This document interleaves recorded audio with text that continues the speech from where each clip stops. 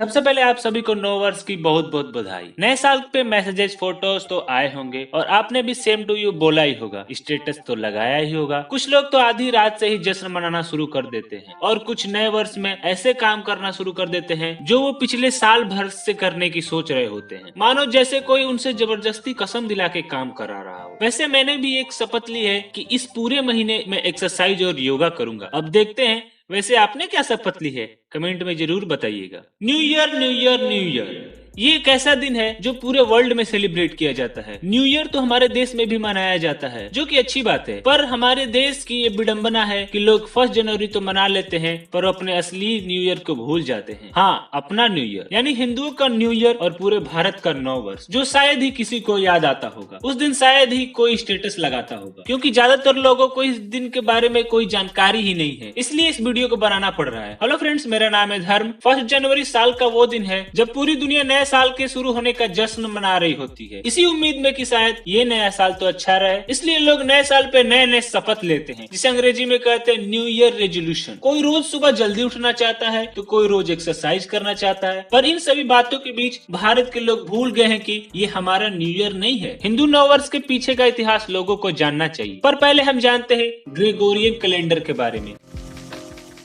ये बात है सन 1582 की, जब पपेल स्टेट में रहने वाले एक पोप गार्गियन ने इस कैलेंडर की शुरुआत की थी। इसी के हिसाब से हमारे हर साल की शुरुआत 1 जनवरी से होती है। पर आखिरकार ग्रेगोरियन कैलेंडर ही क्यों? ऐसा क्या है इसमें जो इसे पूरे वर्ल्ड में इतना फेमस बनाता है? आइए जानते हैं। आखिर एक कैलेंडर की जरूरत पड़ती ही क्यों है? दिन देखने के लिए या फिर तारीख? हाँ, ये दोनों देखना जरूरी है, पर साथ ही साथ मौसम की भी जानकारी देता है ये कैलेंडर। कैलेंडर की मौसम से सटीक जानकारी मिल जाती है। इसी से पता चलता है कि कब गर्मी आने वाली है और कब सर्दी। और साथ ही साथ कैलेंडर ऐसा होना चाहिए जिसे समझने में भी आसानी हो, और यहाँ ग्रेगोरियन कैलेंडर सबसे अच्छा साबित हुआ है। इसे देखना भी आसान है और समझना भी। इसमें तारीख, दिन सभी का पता चल जाता है, साथ ही साथ मौसम की भी जानकारी मिल जाती है। इन्हीं सब खासियतों की वजह से धीरे धीरे ग्रेगोरियन कैलेंडर काफी ज्यादा फेमस हो गया और काफी सारे देशों ने इसे अपना भी लिया। भारत में भी इसे अंग्रेजों ने सन 1752 में लागू किया था और फिर भारत सरकार ने इसे 22 मार्च 1957 में अपना आधिकारिक कैलेंडर बना लिया और तब से आज तक यही चलता आ रहा है। और इसी कारण भारतीय पंचांग का जिक्र कहीं नहीं मिलता। ये तो बस पंडित जी लोगों के झोले की शोभा बढ़ा रहा है। भारतीय पंचांग को चंद्रमा, सूरज और तारों की सटीक गणना करके बनाया गया है। ये उस समय का विज्ञान है